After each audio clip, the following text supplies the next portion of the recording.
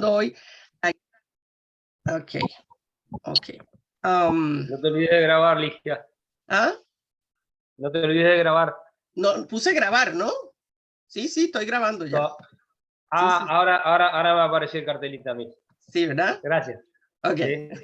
Gracias a ti por acordarme, porque a veces ya tú sabes. Bueno, acá nos habíamos quedado, les hablaba del rescate de las obras de arte que habían sido robadas por los alemanes durante toda la guerra, ¿no? Habían ido robando distintas obras de arte, tanto de personas privadas, ¿verdad? Como obras de museos, de iglesias, de los países que habían ocupado. Pero entonces ahora volviendo otra vez a Alemania, que es lo que vamos a ver cómo termina esta guerra. Espérate, si esto quiere darle la gana. Ok. Al terminar, se está acabando la guerra y Hitler está mal. Yo se los había comentado la otra vez, que cada vez se va físicamente poniendo peor, psíquicamente poniendo peor. Está evidente ahora que él no está tan bien y empiezan las personas que están a su alrededor a dudar un poco, ¿verdad? De si deben seguir escuchando si se deben seguir obedeciendo, ¿no? Por el estado en que está.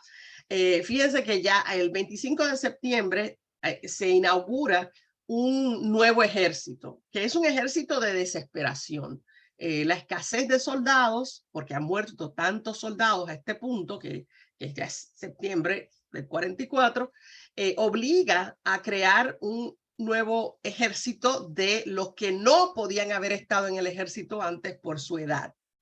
Se llama el Volkssturm, la fuerza del pueblo o la ofensiva popular, y este es un reclutamiento a los niños desde los 10 años y a los adultos mayores de 60 años, o sea, a los niños entre 10 y 18 años y a los adultos mayores de 60. Los reclutan rápidamente, o sea, es urgente, por tanto, el reclutamiento no incluye un entrenamiento dedicado, no van a ser como los otros soldados que habían sido entrenados para pelear. Estos van ahí con lo que tienen, con lo que tengan, con las armas que tengan en sus casas, si tienen alguna, y si no, si sobra algún arma, se la dan. No tienen uniforme, no hay dinero para hacer uniforme. Esto es un ejército en la desesperación. Ahí les pongo algunas escenas. Esta escena que ven acá abajo, ya mismo se las voy a mostrar en un video. La que ven a Hitler, esta de aquí abajo es Hitler, es su última aparición pública, la última fotografía de Hitler, el último video, se lo voy a mostrar ya mismo para que lo vean cómo camina lentamente.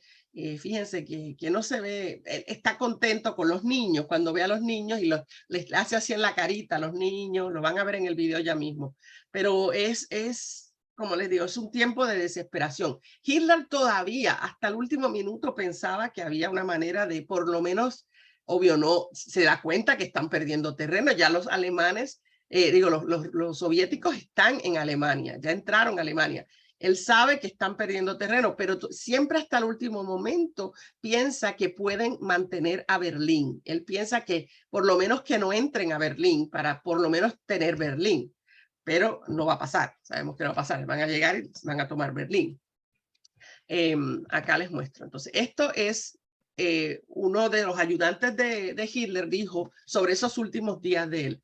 Hitler había envejecido de repente, a menudo miraba con la mirada perdida, su espalda estaba doblada, sus hombros hundidos, el temblor de su mano se había hecho más pronunciado durante los últimos meses. Ese temblor de la mano que en la película La Caída, por ejemplo, que les voy a mostrar un poquito el tráiler ahorita, ese problema con la mano surgió a partir del ataque que él sufrió en el verano de ese mismo 44, cuando trataron la bomba que hablábamos la clase pasada, ¿verdad? Ese intento de matarlo a Hitler, fue lo que, como él sí está allí, él se ve afectado, no muere, pero se ve afectado y su mano tiene problemas con la mano.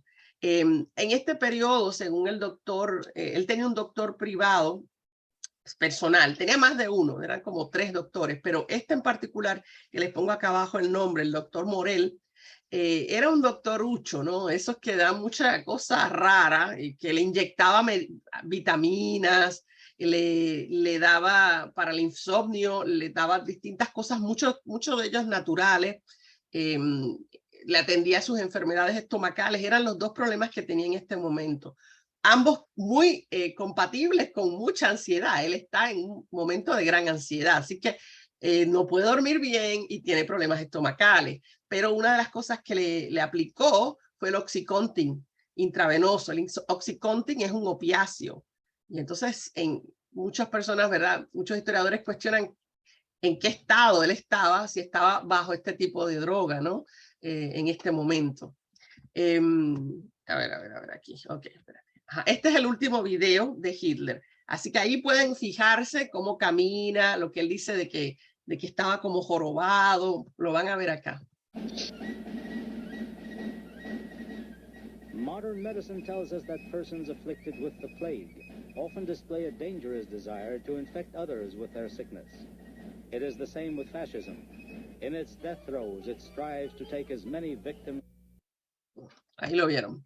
Yo no lo veo, o sea, que esté tan mal físicamente, pero sí que, fíjense, no es normal que él usara el abrigo, ¿verdad? El abrigo de esa manera, cubriendo el cuello. Eso no es normal en él. No sé si tiene algo que ver, pero bueno, es lo único extraño que noto. En ese ejército de niños, ¿verdad? Que van a entrar a servir, niños desde los 10 años y a veces hasta menores, tomando las armas para defender a Berlín, básicamente. Esos niños, cuando fueron capturados, pues los tenemos capturados, cuando el enemigo que en este caso son los soviéticos y los estadounidenses, unos que vienen por el este y otros por el oeste, los van capturando y una vez que termina la guerra, terminan en un campamento que se creó para los niños, se llamaba el Kinderkäfig o la jaula para niños, le decían, y lo crearon en Francia, así que en realidad son los estadounidenses y los británicos los que los administran. Y había en ese campamento, llegó a haber 10.000 niños que eran prisioneros de guerra. Eso es lo que quiere decir POW, quiere decir Prisoners of War o prisioneros de guerra. Entre los 12 y los 17 años, y todos fueron liberados después la guerra termina en mayo, en septiembre del 45, o sea que en esos meses, entre el tiempo en que los capturen, los ponen en estos campamentos, lo que le dan es lo que llaman todos los países que lo hacen le llaman reeducación, pero en realidad es indoctrinamiento y lo hacen todos los lados, todos los bandos, de tratar de convencerlos de que los nazis estaban mal y que hay que pensar como piensan los estadounidenses y los británicos. Ese tipo de cosas siempre en todas las guerras está. Así que ahí ven los campamentos que eran con casetas de campaña, como lo ven acá. No estamos hablando de edificios, sino casetas de campaña, porque el tiempo estaba bueno cuando ellos son capturados y es alrededor del verano, ¿no? Así que no hay necesidad de capturarlos y ponerlos en un sitio protegido. Acá, ahí los ven. Entonces, estos son, ¿qué estaba pasando con Hitler? Bueno, Hitler estaba con algunos otros de sus allegados en este lugar que ustedes ven aquí. Es el Führerbunker, el búnker del Führer. Hoy ese edificio no existe, fue destruido. Fue construido en el 44, cuando ya veían que los alemanes, que los soviéticos estaban acercándose. Entonces, era importante, ¿verdad? Que como se estaban acercando, pues mantener al Führer seguro en un lugar. Se hizo con hormigón de 4 metros de grosor y 9 metros sobre 9 metros bajo tierra. Está conectado con un búnker en la Cancillería, que era la oficina del gobierno, donde Hitler tenía su oficina, ¿verdad?, de trabajo, aunque ya en estos últimos tiempos ya él no va a ir más a la Cancillería. Pero el personal de la Cancillería sí viene al Führerbunker para que les dé instrucciones de cosas para hacer, etc. Así se veía desde afuera, o sea, lo que quiere decir que no se veía, porque no les estoy mostrando, lo que ven afuera no es el edificio, ven esta pequeña torrecita, porque tiene que haber una manera de sacar el aire hacia afuera y el aire entrar al Führerbunker. Todo es como un hormiguero debajo de la tierra, así que ya mismo se los voy a mostrar cómo se veía. Pero lo único que queda afuera es esta salida aquí, este pequeño cuadradito que hay por donde salen las escaleras, y esta torre. Esto hoy en día, el lugar donde estaba antes el búnker de Hitler, lo eliminaron, lo taparon, lo destruyeron y quedó sellado primero lo habían parcialmente destruido en el 45, pero seguía la gente viniendo a verlo, ¿verdad? Esa fascinación que tenemos los humanos con ver estas cosas, y los turistas querían ir a verlo y sacarse fotos, entonces destruyen completamente. En el 1990 queda todo sellado bajo tierra, y ahí ven que se construyó un edificio, en esa área se construyen edificios de apartamentos, y lo que hay es esta placa que ven aquí, que describe lo que hubo una vez ahí. Eso es lo único que queda, la placa, que se puso en el 2006. Ahora, acá les muestro cómo se veía la planta alta. Tiene dos plantas, incluso hacia abajo, dos plantas. Esta es la planta alta donde vivía la familia de Joseph Goebbels, ¿ok? Fíjense, ahí pueden ver, ¿verdad? En el mapa, claramente dónde están las escaleras, ¿sí? Estas son las escaleras hacia el exterior, las dos escaleras que ven acá, y hay una escalera que es esta, que es la que va hacia abajo. Ahí estaban los dormitorios de los Goebbels. La familia Goebbels tenía 6 niños, así que hay varios dormitorios para todos los niños de la familia Goebbels. Y para los sirvientes, ahí tienen su propia cocina, su propio comedor, es como si fuera su propia casa. Ahora, en el piso más abajo, donde está todavía más protegido, es donde está el Führer. Esto que ven a la izquierda, esto que ven acá, que dice Torre de Guardia, es aquella que se ve afuera, que les mostré que se veía desde afuera y que tiene el área para que salga el oxígeno, para que salga aire y entre aire, ¿no? Ahí estaban los guardias, porque aquí está la escalera desde afuera. Esta es la escalera desde al exterior, y esa área tenía que estar súper protegida. Hitler duerme aquí, justo al ladito, detrás de donde estaba la torre de guardia. Y ahí tiene su estudio, su sala de conferencias, donde se reúne con sus, ¿verdad? Con los que vienen a recibir sus instrucciones. Acá está el dormitorio de Eva Braun, su pareja en ese momento. Acá ven la perrera, porque él se trajo a Blondie, ¿se acuerdan? La perra German Shepherd, y de hecho ya tuvo perritos ahí en el búnker, así que al final está Blondie, pero Blondie muere, pero los perritos se salvan. Acá ven que hay enfermería, consultorio médico, tiene las únicas oficinas acá son la de Goebbels, que siempre estuvo hasta el final, y la de Bormann, que era su secretario personal. Entonces, si lo viésemos, si pudiéramos cortar la primera línea, ahí dice habitación de Goebbels, no es aquí la habitación de, esta es la segunda línea, el segundo piso, ves que está, se nota que ahí este es el segundo piso hacia abajo, y aquí lo ven desde esa otra perspectiva. Y ven acá que tiene los generadores de electricidad, porque por supuesto necesitaban electricidad, aire acondicionado, todo para que pudieran sobrevivir ahí. Y esta es afuera la estructura de la que les hablé. ¿Okay?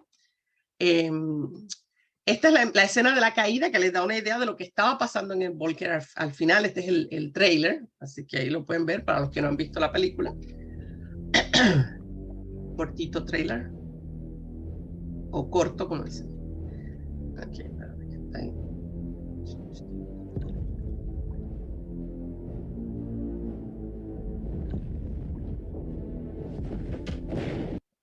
Espérate que le quito el sonido. Es ist alles verloren. Im Norden steht der Russe kurz vor der Weidenhammer Brücke. Im Osten am Lustgarten, im Westen im Tiergarten. 300 bis 400 Meter vor der Reichskanzlei. Ich werde niemals kapitulieren. Eher jage ich mir eine Kugel durch den Kopf. Der Führer hat jeglichen Sinn für die Realitäten verloren. Ich flehe Sie an, verlassen Sie Berlin. Wir können ihn doch nicht alle einfach so allein lassen. Bei dem, was den Führer erwartet, braucht er niemanden. Aber der Herr Goebbels und seine Frau bleiben doch da. Die Kinder ja auch. Aber die Kinder... Ob du diesen Brief erhältst, weiß ich nicht. Unsere Idee geht zugrunde und mit ihr all das, was ich Schönes und Gutes in meinem Leben gekannt habe. Die Welt, die nach dem Nationalsozialismus kommt, ist nicht mehr wert, darin zu leben. Und deshalb habe ich auch die Kinder hierher mitgenommen. Trink, trink. Wir müssen raus aus Berlin, Eva. Du musst ihn überzeugen. Die Lebensmittelversorgung von Berlin wird zusammenbrechen. Habt ihr denn noch immer nicht begriffen? Der Krieg ist verloren, es ist zu Ende.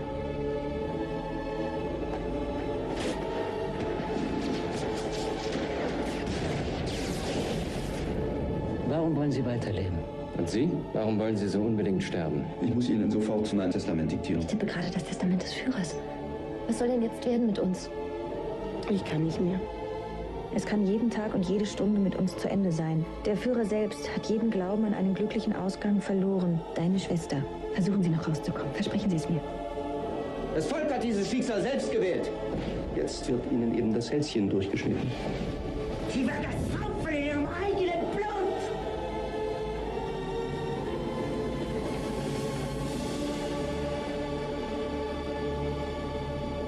und schon werden mich Millionen verfluchen. Aber das Schicksal wollte es nicht anders. Está basada la película en la biografía, en una autobiografía que escribió Traudl Jung, que era una de las secretarias de Hitler, que estuvo ahí hasta el final. Estos días antes de la muerte de Hitler, todo el mundo tratando de decirle, váyase de aquí, sálvese, sálvese. Incluso Albert Speer lo visita, le trata de convencer de que se vayan, y él decidió que no, que él se va a quedar ahí.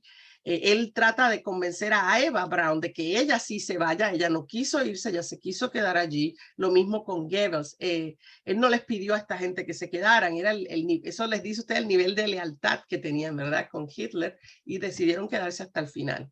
En las últimas horas, días, ¿verdad?, días y horas, hay dos traiciones grandes para Hitler. Una es la de Hermann Göring. En realidad esa no era una traición. Él fue acusado, pero en realidad no fue. Todo fue una trama que creó Bormann, que siempre quería controlar quién tenía acceso a Hitler. Hermann Göring está preocupado por la salud de Hitler y le preocupa que pronto, si su salud sigue como va, no va a estar capacitado para seguir gobernando. Y tiene el temor de que si algo le pasa y Hitler no puede tomar decisiones, Bormann va a asumir la posición. Y como Bormann odia a Göring, Göring tiene miedo de su propia su seguridad, porque sabe que si Bormann está a cargo, lo va a mandar a matar. Así que él le envía un telegrama a Hitler. El problema es que Bormann lee todos los telegramas antes de que Hitler los reciba. Así que él, ya mismo les muestro el telegrama. Bueno, aquí se los puedo mostrar y vuelvo para atrás. Déjame mostrarle. Le manda este telegrama a Hitler. Y dice, el general Kohler me ha dado hoy un informe, según el cual usted me ha remitido ciertas decisiones y ha subrayado que yo, en caso de que fueran necesarias las negociaciones, estaría en una posición más fácil que usted en Berlín. Esto viene porque recuerden que Hermann Göring era el segundo, era el Reichsmarschall, él era el segundo después de Hitler. Dice, estas opiniones me sorprendieron y me parecieron tan graves que me sentí obligado a suponer, en caso de que a las 22 horas no haya respuesta, que usted ha perdido su libertad de acción. Entonces tomaré medidas para el bienestar de la nación y la patria. Sabes lo que siento por ti en estas horas más difíciles de mi vida y no puedo expresarlo con palabras. Que Dios te proteja y te permita, a pesar de todo, venir aquí lo antes posible. Tu fiel Hermann Göring. Lo que él está diciendo, obviamente, por favor, antes de las 22 horas, contésteme este telegrama, porque me preocupa. Las decisiones, las órdenes que usted ha enviado no me suenan como que vinieron de usted. Por favor, contésteme para saber que usted es el que está a cargo, que usted es el que está mandando estas órdenes. Porque si no, voy a tomar medidas, voy a asumir el control del gobierno yo, legalmente, porque él era el que legalmente tenía ese poder y le está tratando de decir cosas buenas, ¿no? Pero Bormann, cuando lo lee el telegrama, se lo presenta a Hitler y le dice a Hitler, esto lo que quiere decir es que él está haciendo un golpe de Estado. Él quiere tomar el control del gobierno, es un golpe de Estado. Que no lo era, él simplemente quería asegurarse de que Hitler era el que había mandado las órdenes que él había escuchado. Y le estaba pidiendo incluso permiso. Le decía, por favor, contésteme, porque si no me contesta voy a tener que asumir que usted no tiene autoridad en este momento. O que murió o que está mal, ¿no? Entonces, cuando Bormann convence a Hitler, entonces Hitler le da una rabieta porque estaba mal también en ese momento y pide entonces que le pide la renuncia contesta pidiéndole la renuncia a Göring y da una orden de arrestar a Göring. Da orden a sus hombres de que el que vea a Göring lo arreste por el golpe de Estado, que no era un golpe de Estado, nunca lo fue. Él siempre respetó mucho a Hitler y todo eso, pero bueno, así fue como la historia lo hizo pasar. El que sí estaba siendo traicionero era Himmler, el jefe de las SS, Heinrich Himmler, que estaba, de hecho, llevaba rato negociando con el jefe de la Cruz Roja en Suecia, el conde Folke Bernadotte, para hacer, primero que todo, un intercambio. Él quería entregar judíos para que le liberaran apoyara la liberación de más soldados alemanes, pero según las cosas siguen ocurriendo, esas negociaciones van en progreso, ¿no? Tratando de negociar para él salvarse y salvar lo que queda de Alemania. El 20 de abril es el cumpleaños de Hitler, que es el día en que se filma el video que les acabo de mostrar, que les dije que era el último video de Hitler. Ese es en su día de cumpleaños y él salió y le puso condecoraciones a esos niños que ustedes vieron saludándolo. El día 23 de abril hay una reunión y en esa reunión Himmler está ahí, pero él está haciendo las negociaciones por la espalda, ¿no? Así que este sí es traicionero. Él propone entonces que lo que Himmler quería hacer con el apoyo de Suecia era él asumir el poder como líder provisional, rendirse a los Estados Unidos o a Gran Bretaña y unirse para entonces, como él lo veía, nosotros nos rendimos, nos unimos, nuestros soldados se unen a Estados Unidos y a Gran Bretaña para expulsar a los soviéticos y juntos pelear contra los soviéticos. Recuerden que el odio al comunismo era lo que había existido siempre. Entonces les al final, que tenía razón, los estadounidenses y los británicos en realidad lo que odian muchísimo a los soviéticos. Así que nosotros podemos ser socios contra ellos. Pero ¿qué pasa? Estas negociaciones que se suponía que eran secretas, resulta que el 28 de abril la BBC las informa. Y cuando eso le llega a Hitler, Hitler ordena también el arresto de Himmler. Así que este sí es traición y tendrá orden de arresto. Acá entonces les muestro otra vez la entrada del búnker donde estaba Hitler. Y Hitler el 30 de abril, esa noche del 29 al 30 de abril, decide casar. Ya tienen un plan, él y Eva Braun. Ya se ha ido casi todo el mundo de aquí, del búnker, y ellos deciden casarse. Esa noche se casan formalmente y hacen una celebración pequeña con bizcocho. Hicieron, como ustedes le dicen, un pastel y de bodas y con champán y qué sé yo, se celebran, y cuando se retiran de la celebración, todo el mundo sabe a qué es que se retiran a esta habitación que tenían y ahí ya se preparan. Ella tiene un arsénico, ella toma, ¿verdad?, veneno, se suicida con el veneno, y él aparentemente tiene las dos cosas, tiene el arsénico, pero también tiene la pistola. Ahí está la perrita Blondie con ellos, él le dispara a Blondie y luego se dispara a él en ese mueble que ustedes ven ahí. Eso que ustedes ven ahí son soviéticos, soldados soviéticos, que son los que entran al búnker, los que liberan el búnker y entran al búnker. Cuando termina la guerra, son los soviéticos y son ellos los que ven la escena, registran la escena, toman nota, toman fotos y son los que les toca identificar los cuerpos de Hitler y Eva Braun. Después que ellos se matan, ¿verdad?, cuando ellos escuchan el disparo, los dos disparos, el disparo de Blondie y el disparo que se hace Hitler mismo, cuando ellos lo escuchan, sus ayudantes están afuera y entonces ellos entran al cuarto porque ya saben lo que ocurrió, y entonces vienen a llevar los cadáveres y los ponen aquí afuera. ¿Ven? En esta entrada del búnker los ponen aquí afuera y los encienden, traen gasolina, le ponen gasolina y prenden fuego a los cadáveres. Eso fue una orden que Hitler dio de que destruyeran los cadáveres. ¿Por qué? Porque unas semanas antes habían matado a Mussolini, ¿se acuerdan? Y a Clara Petacci, que les mostré la foto, cómo los pusieron colgando por los pies de una gasolinera, y él no quería, tenía mucho miedo de que eso le pasara a sus cuerpos. Entonces dio órdenes de que los cuerpos fueran quemados. Así que cuando los rusos llegan, lo que hay es unos cuerpos quemados, ¿no? Y entonces ellos les dicen, esos son ellos, y ellos recogen esos restos, ¿sí?, y se los llevan para fines de autopsia, para verificar que eran ellos, todo eso. Claro, a pesar de eso, se crea un mito, ¿ok?, de que Hitler nunca murió, de que Hitler estaba vivo y que se había ido a Argentina como tantos otros nazis, ¿verdad?, que a través del Vaticano, que les daba visas, a través del Vaticano se le daba las visas para que entraran a Argentina.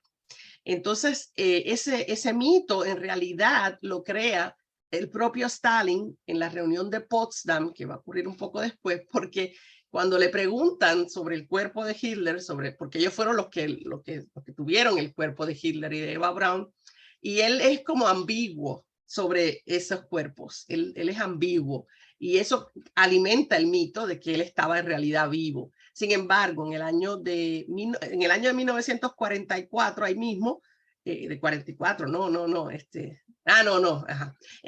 después que termina la guerra, se hace la autopsia y sí se comparó porque había unos rayos X del dentista de Hitler que se habían recuperado en el 1944 y a través de la dentadura que había, porque ven ahí, esto que queda ahí es de la quijada de Hitler que quedó, a pesar por eso es que está negro por el fuego, y lo confirmaron a través de esos rayos X que esa quijada era la quijada de Hitler. Además, confirmaron que tenía un solo testículo, cosa que se sabía, o sea, los cercanos a Hitler sabían que él tenía una condición en que solo tenía un testículo.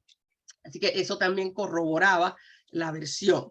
En el año de 1900, esos cuerpos se entierran, la Unión Soviética los entierra en la Unión Soviética, pero en el 1970, cuando Yuri Andropov que luego va a ser el primer ministro de la Unión Soviética, y cuando él era jefe de la KGB, da orden de que los cuerpos sean desenterrados y otra vez incinerados. Esta vez completamente, porque no habían sido propiamente incinerados, nada más le pegaron fuego, pero estaban los pedazos, como está ese pedazo de quijada, ¿ves? Entonces lo que hacen es que ordenan que quede incinerado y luego esas cenizas las tiran en un río en la Unión Soviética. Así que de todo, lo único que por extraña razón quedó en los récords de los rusos fue la quijada, ese pedazo de quijada que ven, y hay otro que es un fragmento de cráneo, porque está pegado a la tela del sofá, ensangrentada, una cosa asquerosa de esa, y eso es lo que queda para revisar. No tanto, no le puse el año, pero no es bastante reciente este libro que escribieron Jean-Christophe Brissard y Lana Parshina, se llama La muerte de Hitler, y en ese libro ellos exponen lo que ellos encontraron tras haber revisado los archivos secretos de la KGB con relación al cuerpo de Hitler.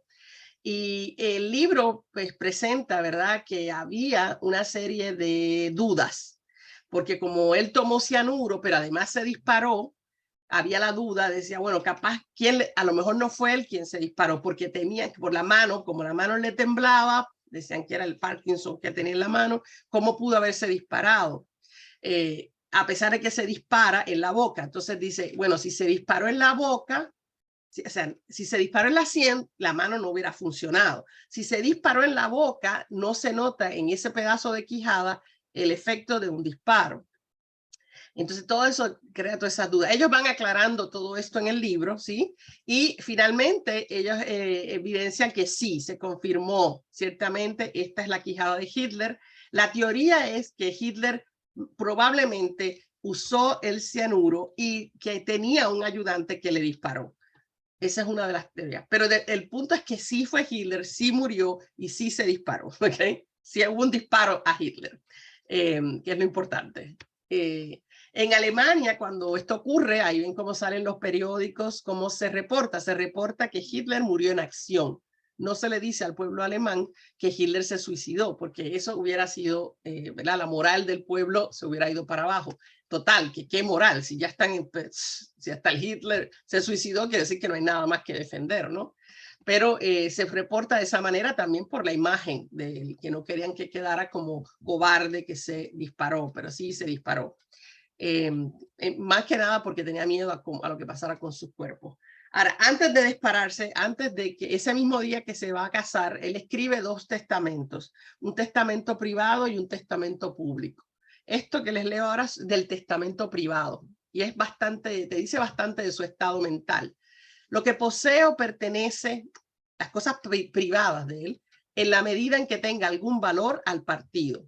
Si este ya no existiera, al Estado. Y si el Estado fuera destruido, no hay necesidad de ninguna otra decisión de mi parte. Yo mismo y mi esposa, para escapar de la vergüenza de la huida o la capitulación, elijo la muerte. Es nuestro deseo que nuestros cuerpos sean quemados inmediatamente. En el político dice, no es cierto que yo o cualquier otra persona en Alemania quisiera la guerra en 1939, que es mentira, eso lo sabemos, eso está probado ya. Fue deseada e instigada exclusivamente por aquellos estadistas internacionales que eran de ascendencia judía o trabajaban para los intereses judíos. Así que ven ustedes la obsesión que tenía con los judíos, ¿eh? En el último momento todavía le sigue culpando de todo a los judíos. Los siglos pasarán, pero de las ruinas de nuestras ciudades y monumentos crecerá el odio contra los responsables finales a quienes debemos agradecer todo. La judería internacional y sus ayudantes. Así que el culpable de todo son los judíos, ¿verdad?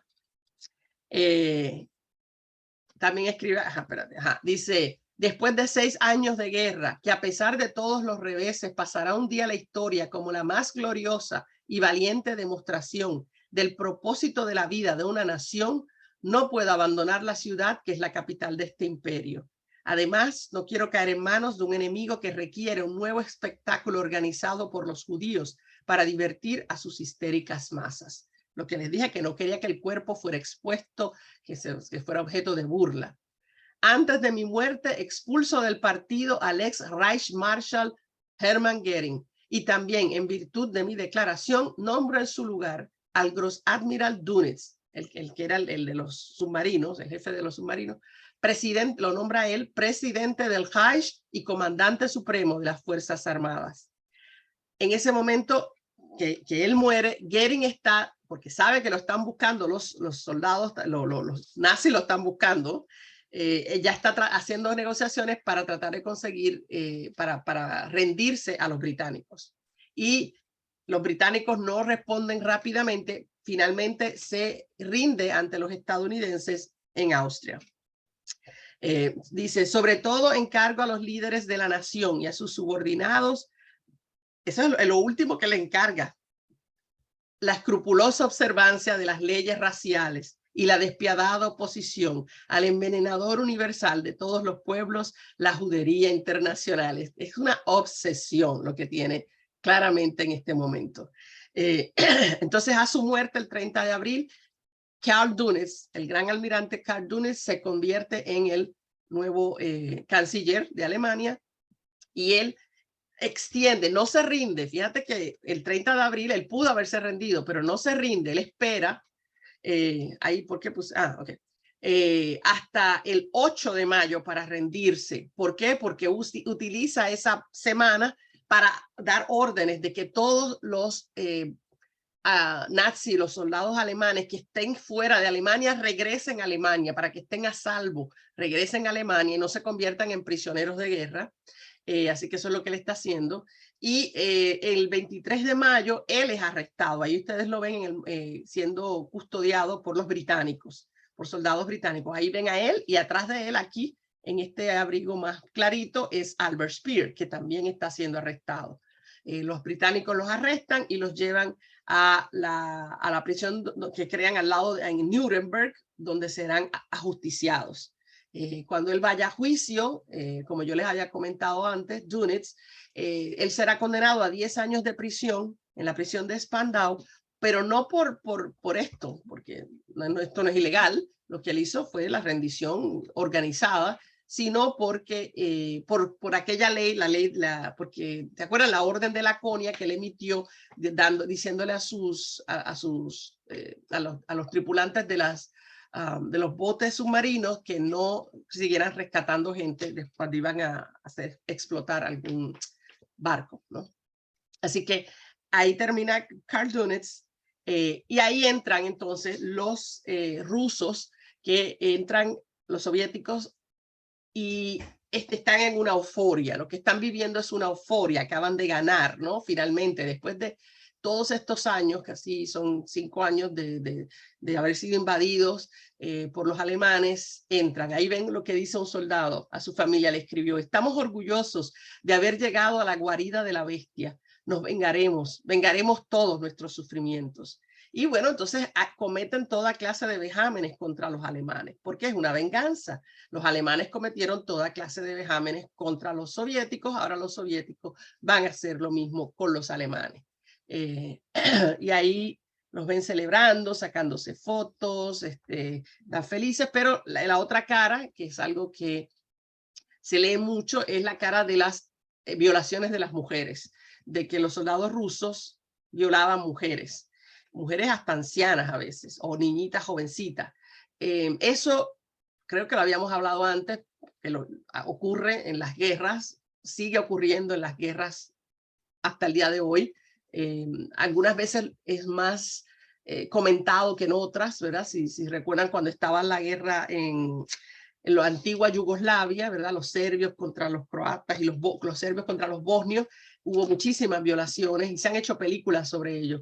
Es que los hombres cuando están en la guerra y quieren castigar al enemigo, es un poco no, es muy primitivo, es muy de animal. Me recuerda a mí a los leones. Los leones, cuando un león pelea con otro león y y gana y obtiene, ¿verdad?, el control de las mujeres de las leonas de ese león, lo primero que hace es matar a todos los leoncitos que son hijos de aquel león, porque le parece que son, y luego, obvio, impregnar a todas las leonas que pueda. Es muy primitivo esto, pero es lo que ocurre en las guerras. Los soldados, si tienen la oportunidad, castigan a las mujeres, que probablemente nunca tuvieron nada que ver con la guerra, pero son las más vulnerables, y las castigan violándolas para que tengan el sufrimiento de la violación, pero además porque si tienen hijos, serán hijos de ellos, y no hijos de los alemanes o del caso que fuese. Así que sí, hubo esas violaciones ocurrieron, no fueron ordenadas jamás, y los oficiales nunca participaron, eran soldados de bajo rango que se emborrachaban y se iban por ahí a hacer lo que le daba la gana, pero nunca hubo una orden para que lo hicieran. Cuando entran al Reichstag, que recuerden que es el edificio, ¿verdad?, donde se reunía el Reichstag, que es el Congreso alemán, entran al edificio y está esa foto, que es una foto icónica, premiada, donde remueven, ya para el momento de la foto, ya sacaron la bandera nazi que estaba flotando y sacan la bandera soviética, los soldados soviéticos. Pero ahí pueden ver en la foto la destrucción de Berlín, ¿no? Está todo en llamas, Berlín está destruido. De hecho, el edificio del Reichstag, que había sido construido en el 1894, solo se había dañado, recuerdan, en el 1933, en aquel fuego sospechoso, que se sospecha que fueron los propios nazis que crearon el fuego para culpar a los comunistas y darle el poder total a Hitler. Después que él sufrió ese incendio, el edificio no se usó más porque el Reichstag no se reunió más. No era un gobierno que consultara con un Reichstag, así que quedó así cerrado, abandonado con esos daños, pero en el 45, lo ven acá en esta otra foto a la derecha arriba, que ven los efectos del bombardeo. Queda bastante maltrecho después del bombardeo y fue reconstruido finalmente. 45 años más tarde empezó la reconstrucción del edificio, que tomó 9 años, como ven acá, y que que se reconstruye en el marco de la unificación de las dos Alemanias, ¿no? Y ahí lo ven, pero ya no se llama Reichstag, se llama Bundestag, el Congreso, y es hoy el lugar donde se reúne el Congreso alemán, y es el edificio que ven acá abajo, todo hermoso, ¿eh? Lo lograron reconstruir, la cúpula sobre todo, que había quedado destruida.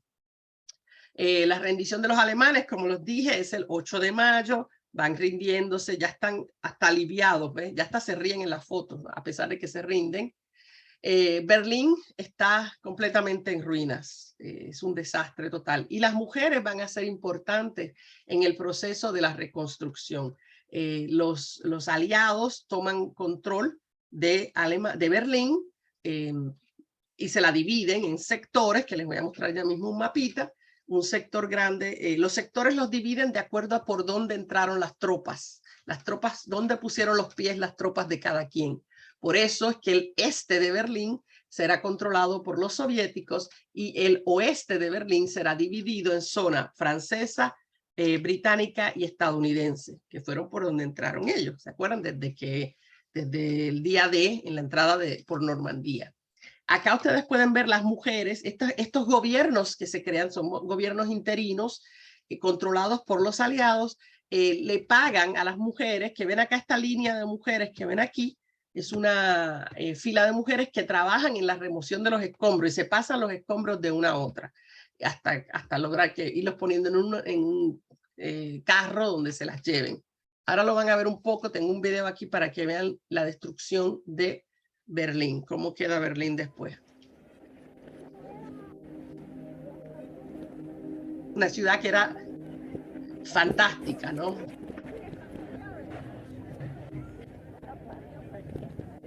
Pero es lo que pasa en las guerras.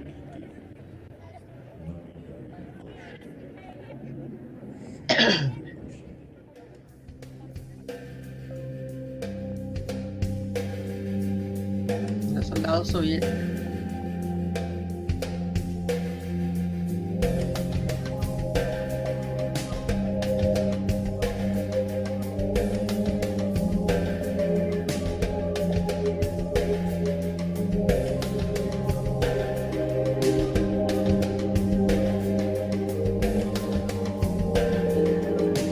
Sacando agua de un pozo porque no hay servicio de agua potable.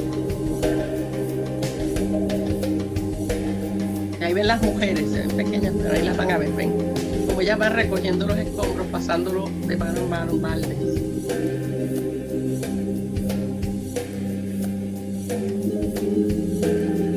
Y son todas mujeres. Me imagino que a los hombres les parecería que era un trabajo de mujeres. Algún hombre ahí.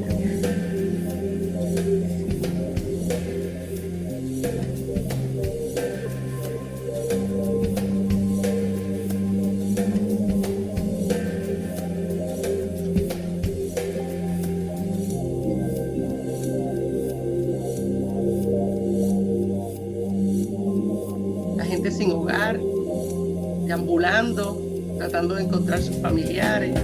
Tienen una orden un mensaje de Stalin, no sé qué es lo que dice porque está en alemán.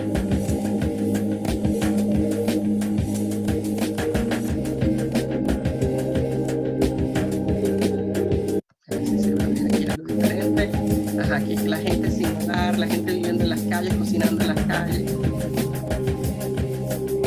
pasando hambre. Algunos letreros que están en cirílico, es el lenguaje ruso. Restos de todo ahí en las calles.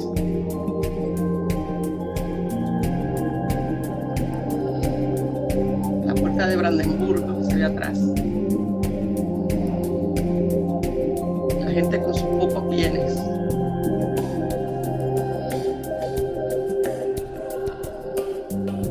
Muchas de esta gente que trae cosas, es que gente que ¿se acuerdan que hubo unos colonos que fueron al este, que estaban en la Unión Soviética y ahora se tienen que regresar a casa, pero no tienen casa?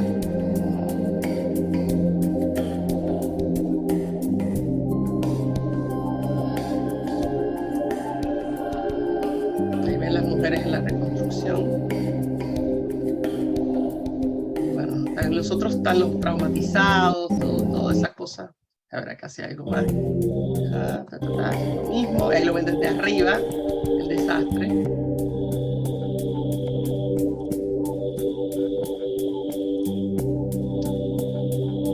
Está la ciudad destruida. Y a ver acá qué hay. Lo mismo ya, esto es lo mismo, ya. Ok, los heridos, todo eso de la guerra.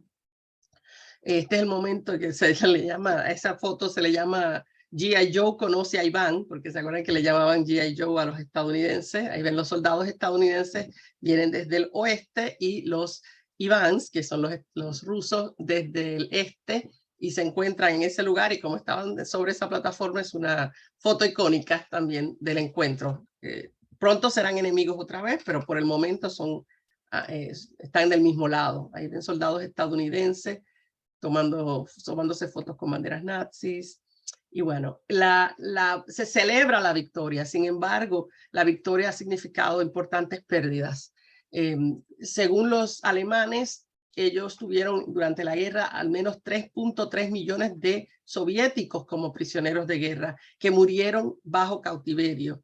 Y algunos muertos, muchos de ellos por hambre, pero otros asesinados.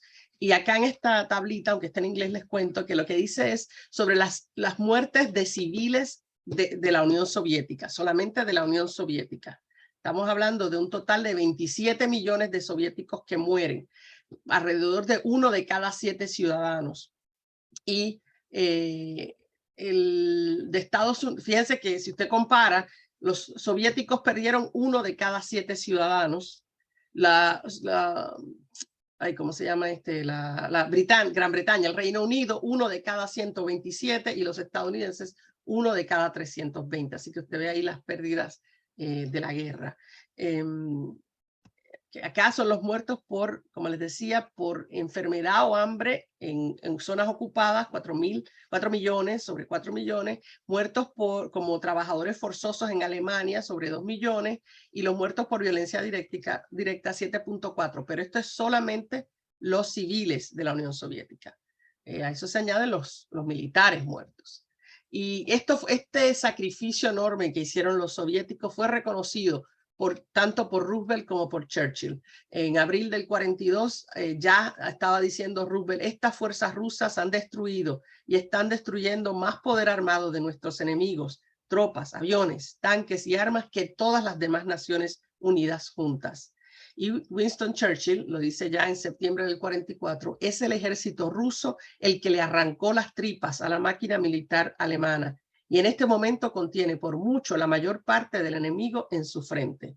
Así que es el país que sacrificó más, ¿verdad? El que sacrificó más y el que más logró destruir la fortaleza del ejército alemán, de los ejércitos alemanes.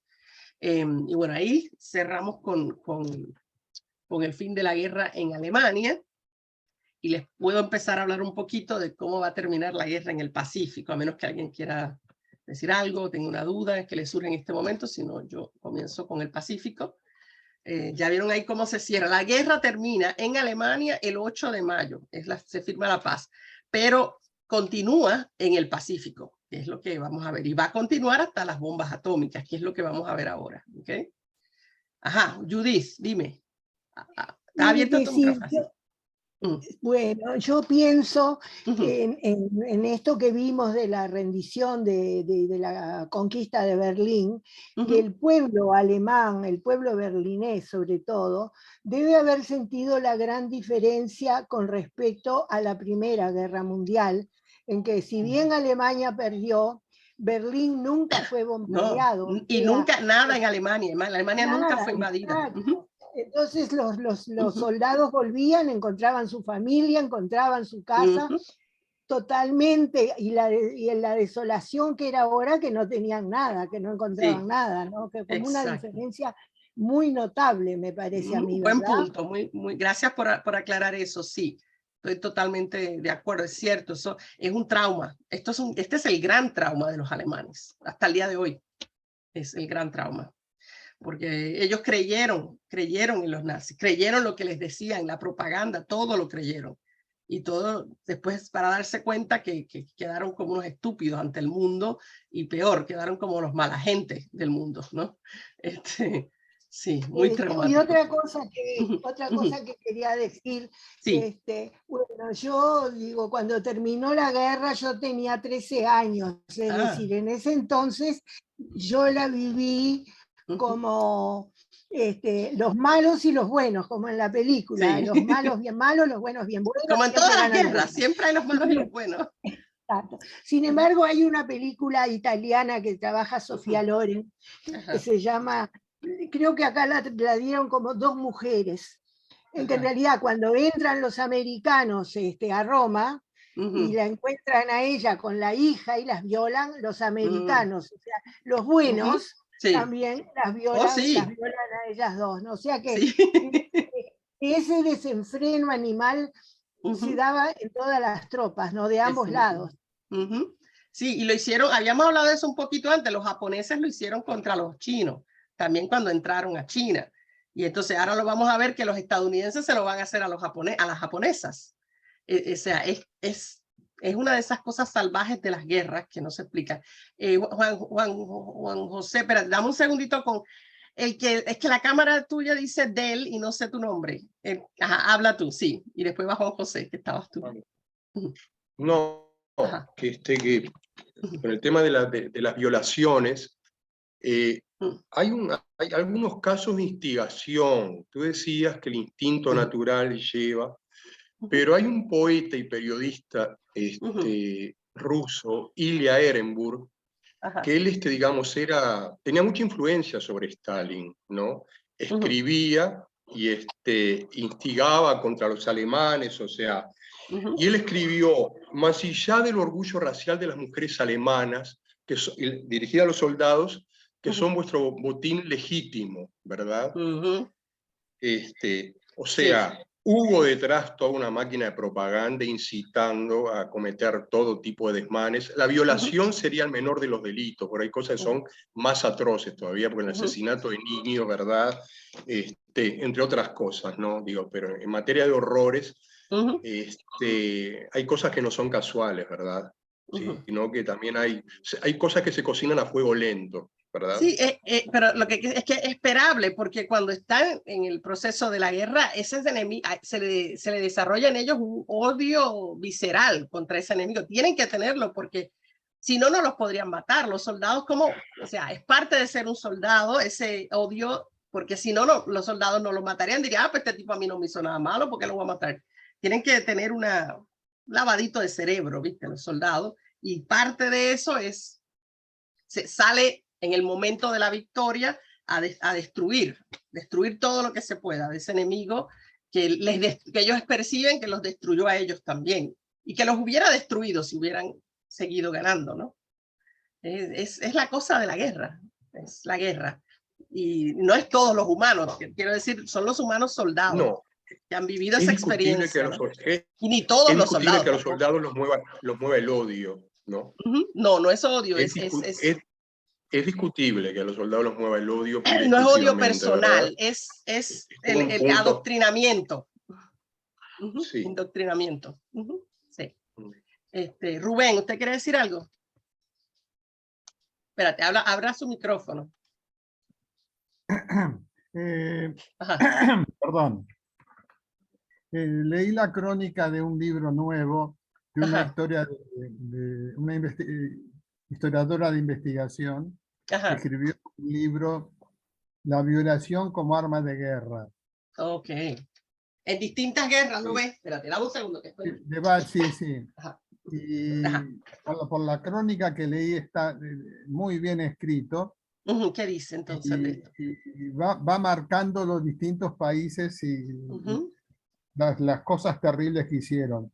Que el campeón mundial de los ejércitos en violaciones fueron los japoneses. De lejos, sometieron a cientos de miles de chinas. Sí, vamos a hablar de ella, de las mujeres del confort, sí, vamos a hablar de eso también, sí, a la prostitución. Fue vergonzoso. Yo comenté hace unas semanas que estando en Japón, nos preguntábamos cómo esa gente tan increíblemente amable, simpática, educadísima, cómo estos eran los nietos de los sádicos que torturaron, violaron y torturaron además miles de prisioneros de guerra en forma atroz. Sí, vamos a volver a eso, al tratamiento de los... Es un fenómeno que no pude explicarme, porque la amabilidad de los japoneses actuales es abrumadora, ya no es amabilidad, llega a ser demasiado. Es una cosa sorprendente. Sí, es que todo, como vamos a ver luego, vamos a hablar de estos temas separados. Cuando ya termina la guerra no se acaba el curso, entonces vamos a ver puntualmente algunas cosas.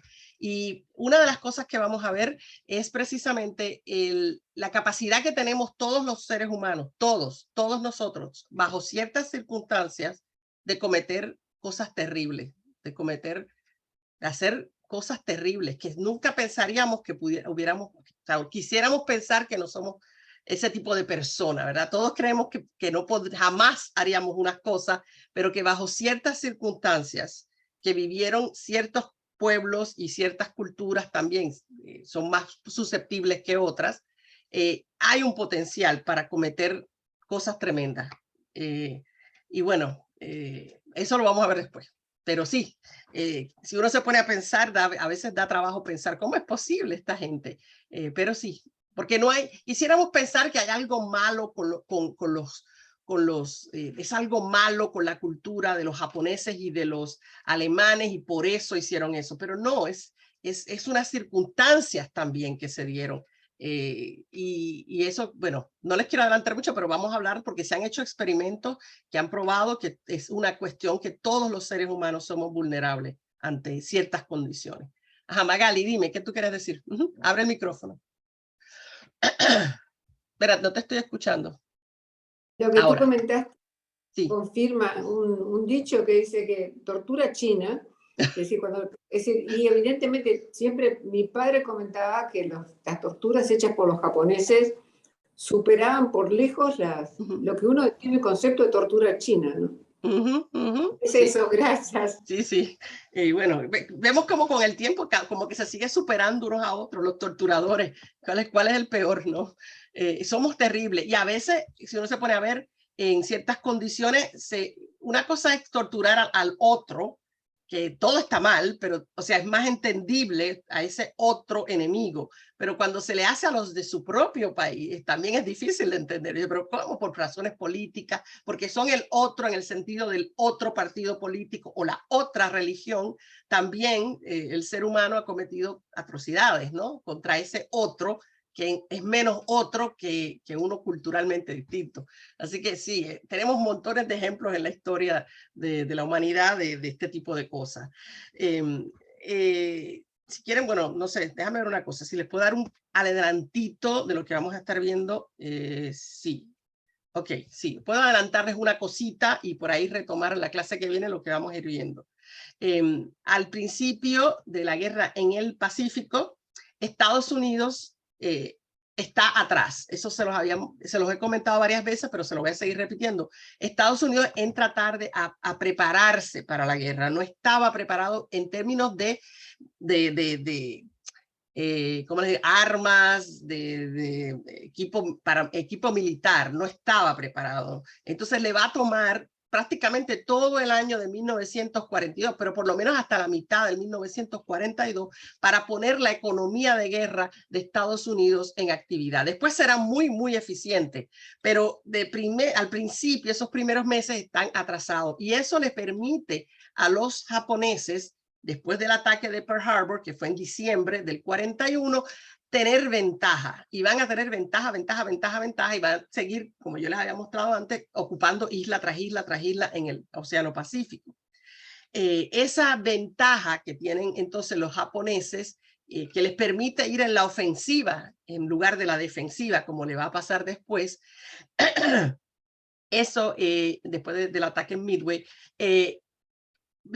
eso le da un tiempo donde la autoestima general de los militares japoneses está alta, ¿no? Les va súper bien, pero es porque también ellos estaban súper preparados. Ellos sabían que iban a ir a una guerra. Además, habían empezado desde el 31 entrando en Manchuria, en el 37 entrando en China, o sea que para ellos esto es parte de un gran ejercicio que estaban haciendo. Estados Unidos está atrasado. Ahí le pongo para que vean, este cartel es un cartel de esos que ponían en las fábricas de municiones en los Estados Unidos para motivar a los empleados a ser muy cuidadosos haciendo el producto, porque como yo les mostré que se hacía la producción en masa, pues a veces salían cosas que no estaban bien hechas, como pasa en todas las producciones en masa. Y ahí dice, ven al soldado que dice que Dios me ayude si esta no estalla. Entonces lo que está diciendo, su vida está en tus manos, le dice a los empleados, hazlas bien, estas granadas tienes que hacerlas bien, porque si no, su vida está en tus manos. Entonces es todo un esfuerzo de Estados Unidos por mejorar esa producción. Ahora bien, eso empieza a cambiar y ya poco después ya Estados Unidos saca sus portaaviones que van a ser decisivos en esta guerra en el Pacífico. Eso es lo que es un portaaviones, es un barco gigantesco lleno de aviones con una pista de aterrizaje para que esos aviones entran y salgan del portaaviones y se abastezcan también de combustible dentro, o sea, que lo carga también ese portaaviones. Ahora, esto es lo último que les cuento hoy, porque es algo cortito. En las Filipinas era una colonia, en ese momento era colonia de Estados Unidos. Y al empezar la guerra, los japoneses entran a Filipinas. Obtener las Filipinas, el control de las Filipinas es un gran logro para los japoneses, porque o sea, le están en la cara a Estados Unidos, le quitan la colonia a Estados Unidos. Y los americanos que estaban en Batán, unidos a los filipinos mismos, van a embarcarse tratando de defender Batán. Pero como en ese momento Estados Unidos está tan mal en términos de municiones, armas, organización, todo, no lo logran hacer y pierden Batán, pierden el control en Batán termina la batalla. Habían perdido ya el resto de las Filipinas y aquí es donde viene lo último. Fíjense en este mapa que les muestro que tiene varias cosas. Esto que ven, estas líneas azules gruesas, entre esas dos líneas llegan los japoneses a situar a todos los soldados, 70,000 soldados que todavía no se habían rendido, estadounidenses y mayormente filipinos que están peleando por la defensa de las Filipinas y los logran arrinconar ahí. Estas líneas rojas que vienen de arriba hacia abajo, las ven, y que vienen también desde el mar Chino hacia acá, el mar del sur de China, les muestran a ustedes como vienen por ambos lados. Ahí es que hacen la encerrona, ¿no? Le hacen una encerrona y ahí es que los obligan a rendirse a los soldados filipinos y estadounidenses, porque los japoneses están entrando por el mar y vienen por la península misma.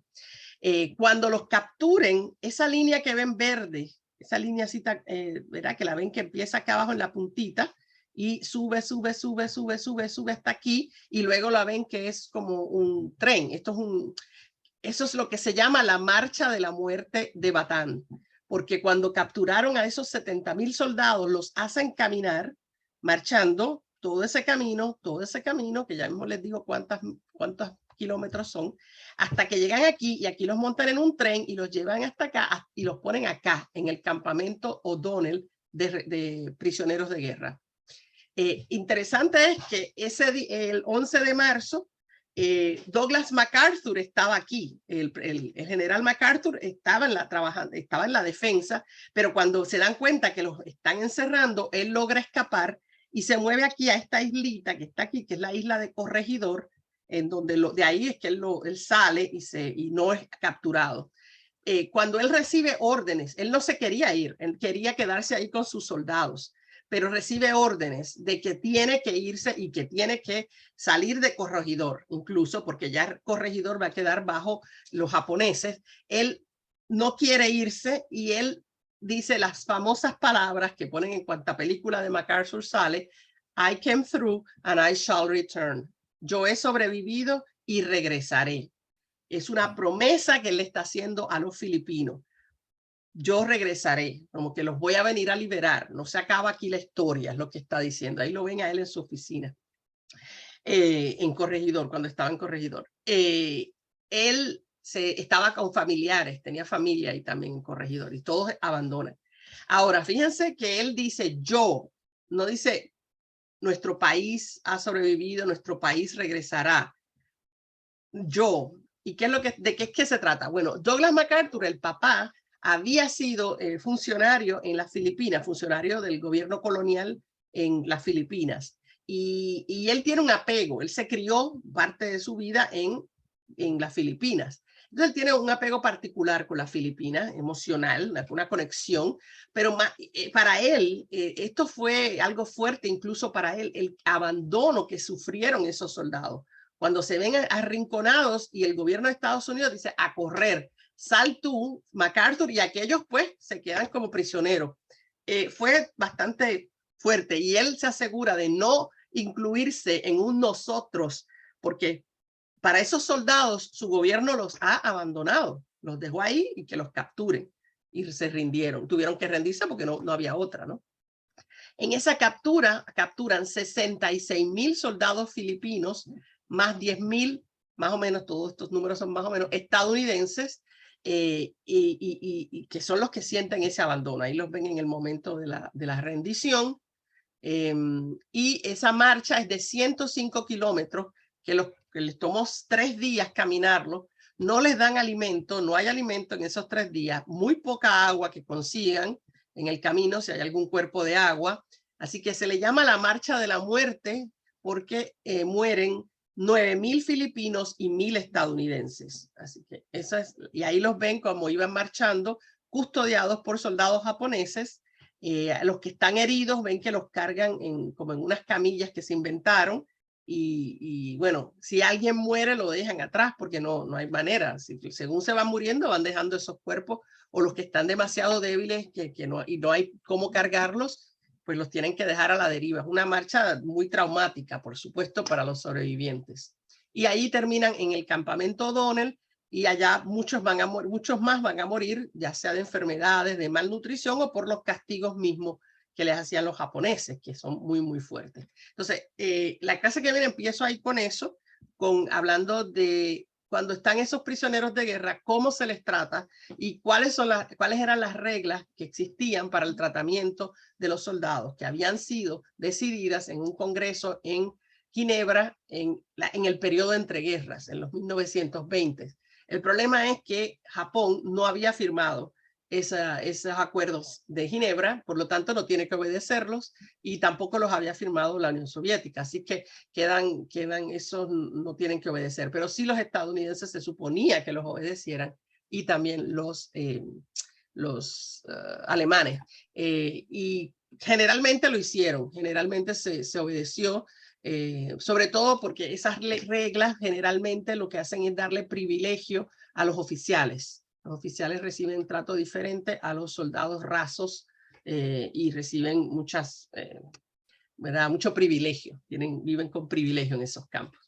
Pero bueno, entonces la clase que viene vamos viendo cómo va terminando esta guerra, las últimas islas que van a ser tomadas por Estados Unidos, ya tomando islas propiamente japonesas, y la reacción de los japoneses se rendirán los japoneses. Y vamos a ver que los japoneses tienen tanto miedo por la propaganda que habían escuchado sobre los estadounidenses, que prefieren suicidarse antes que rendirse.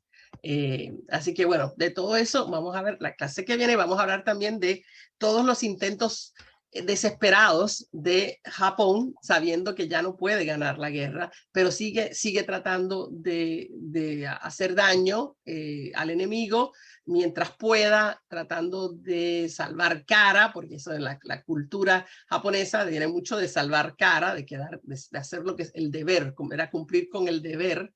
Y van a seguir hasta el último momento. Así que vamos a hablar de muchas de esas actividades suicidas, desde los pilotos kamikaze hasta los otros, que les voy a mostrar que son más otros muy interesantes también, como los que iban en unos botecitos que eran torpedo y distintas cosas que hicieron desesperadas en los últimos tiempos. Así que vamos a ir viendo eso, y empezamos la clase que viene también con la...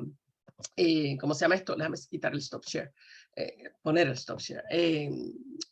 Cómo se va preparando el camino para las bombas.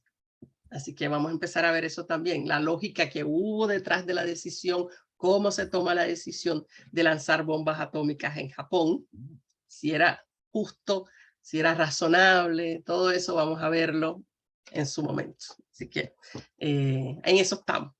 Si alguien tiene algún comentario, cosas, ya la clase que viene vamos viendo eso. Recuerden que cuando terminamos la guerra, entonces empezamos a ver las consecuencias sociales de la guerra, y vamos a ver también el holocausto, que no lo hemos tocado, que lo vamos a tocar también. Así que todo eso viene. ¿Ok? ¿Estamos todos bien entonces? Gracias. Bueno, pues nada, que estén bien. Nos vemos entonces la semana que viene, ¿ok? Y cuídense mucho. Chao. Hasta el martes. Gracias, Ligia. Hasta el martes. Hasta el martes. Bye, bye. Brillante. Chao.